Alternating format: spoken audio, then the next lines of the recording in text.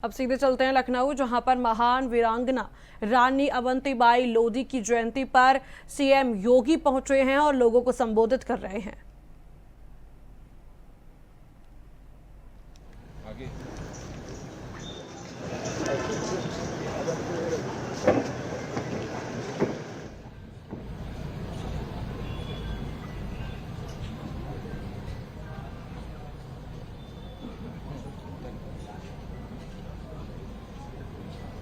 मित्रों, भारत की आजादी के प्रथम स्वतंत्र समर 1857 की महान क्रांतिकारियों में से एक वीरांगना अवंतीबाई लोधी जी की आज पावन जयंती है। मैं इस अवसर पर वीरांगना अवंतीबाई लोधी जी की स्मृतियों को नमन करते हुए प्रदेशवासियों की ओर से उनके श्री चरणों में विनम्र श्रद्धांजलि अर्पित करता हूं। वीरांगना अवंतीबाई लोधी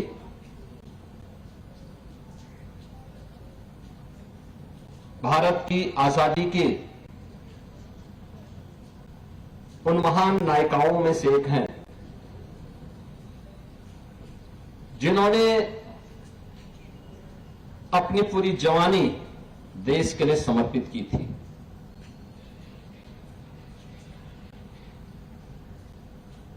देश की आजादी के लिए अपना सर्वस्व न्यौछावर करने में उन्होंने कोई कोताही नहीं बरती और यही कारण रहा है कि वीरांगना अवंतीबाई लोधी जी के नेतृत्व में अंग्रेजों के खिलाफ देश की आजादी के लिए जिस युद्ध को लड़ा गया, आज भी बड़ी श्रद्धा के साथ हर व्यक्ति उनकी स्मृतियों को नमन करता है। हर भारतवासी उनके योगदान के लिए उनके प्रति नतमस्तक होता है। आज उनका 196वां पावन जयंती है। आप सोचो, 1857 में उनकी उम्र क्या थी?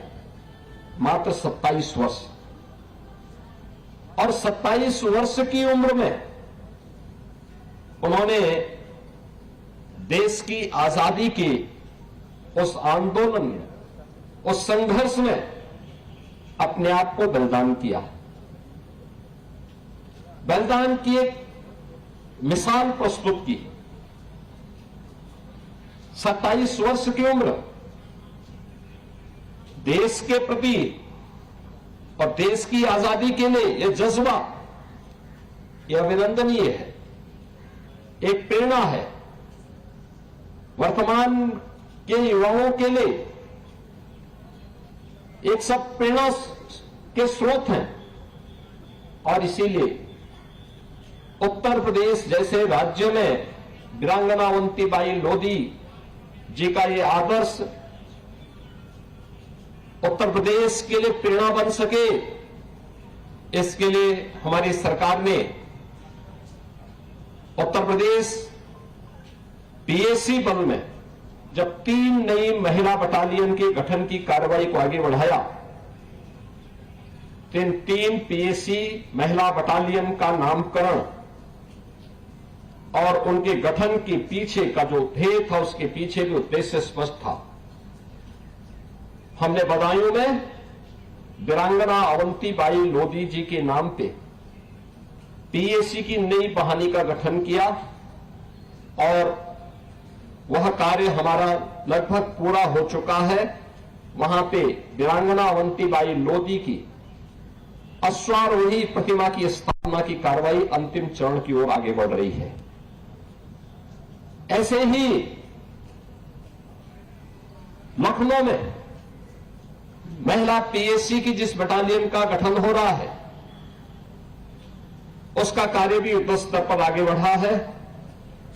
वह वीरांगना ओदा देवी पासी के नाम पर लखनऊ में स्थापित हो रहा है। गोरखपुर में वीरांगना झलकारीबाई कोरी के नाम पर पीएसी की नई बटालियन के कार्य तेजी के साथ आगे बढ़ रहा है। इन दोनों पीएसी की बटालियन में भी इन वीरांगनाओं के अश्वारोही प्रतिमाओं की स्थापना की कार्रवाई आगे बढ़ी है। इसके पीछे का ध्येय भी है कि मातृशक्ति की सुरक्षा के जो प्रश्न उत्तर प्रदेश के अंदर उभरते थे, उन प्रश्नों पर छाए हुए बादल समाप्त हो, बेटी सुरक्षित हो, बेटी सम्मान के साथ सिर उठा करके समाज के प्रत्येक क्षेत्र में कार्य कर सके और बेटी के स्वावलंबन के लिए शासन की योजनाएं प्रभावी ढंग से आगे बढ़ सके।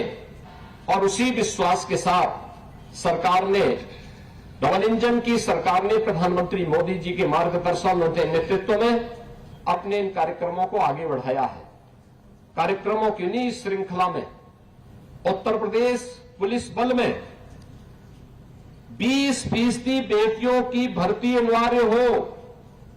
आज उसके परिणाम है कि 2017 में जिस उत्तर प्रदेश के पुलिस बल में महिलाओं की संख्या मात्र 10,000 थी, आज वह संख्या बढ़कर के 45,000 से ऊपर अब पहुंच चुकी है।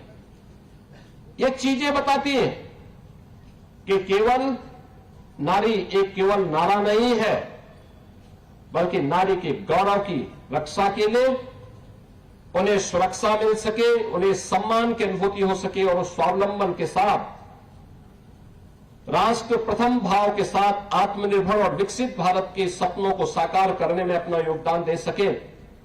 इसके पीछे इन वीरांगनाओं का जो योगदान था, जो उनका तप था, जो उनका त्याग था, जो उनका बलिदान था, वो बलिदान एक प्रेरणा हमें देती है।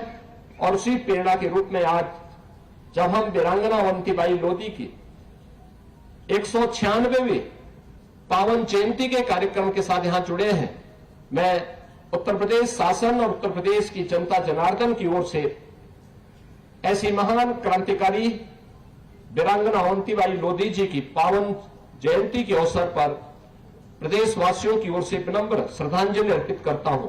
धन्यवाद। जय हिंद। माननीय योगी आदित्यनाथ जिंदाबाद जिंदाबाद।